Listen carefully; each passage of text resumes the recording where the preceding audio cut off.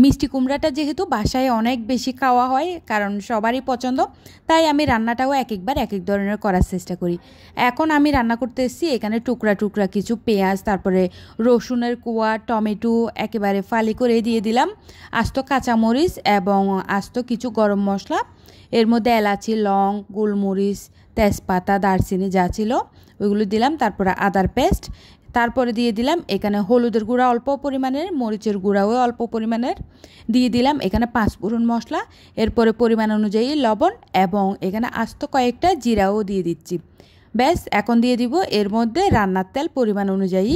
সব কিছু দিয়ে আমি এই অবস্থাতেই ঢাকনা দিয়ে ডেকে রান্না করব। এখানে আমি কোনোভাবে মিশাবো না, কোনো কিছু না।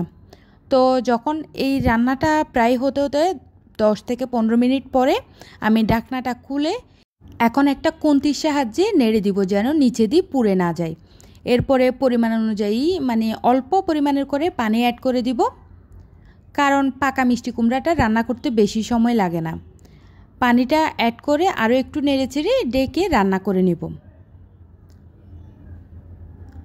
আমার রান্না যখন প্রায় শেষের দিকে, এরপরে আমি এখানে দিয়ে দিব ধনেপাতা, আর বিশেষ করে আমি মনে করি বিলাতি ধনেপাতা, এটা একটু লম্বা লম্বা থাকলে যেন একটু বেশি ফ্লেভারফুল হয়।